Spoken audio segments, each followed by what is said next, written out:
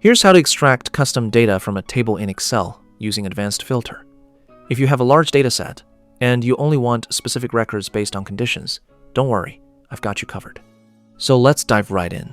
First, open up Microsoft Excel and make sure you have your main data table ready with all the records.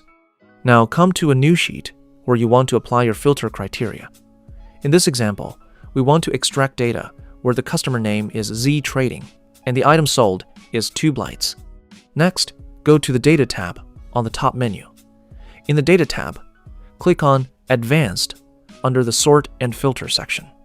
This will open the Advanced Filter window. Now in the Advanced Filter window, click on List Range and then go back to your main data sheet.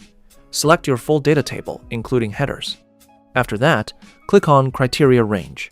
Here, select the small criteria table where you have written customer name as Z Trading and item as Tube Lights. Now select Copy to another location because we want to extract the filter data into a new area. In the Copy to box, select the location on your sheet where you want the results to appear. Once everything is set, click OK. Now you can see Excel has automatically extracted only the data where the customer name is Z Trading and the item sold is Tube Lights from your main dataset. If you found this video helpful, subscribe to our channel.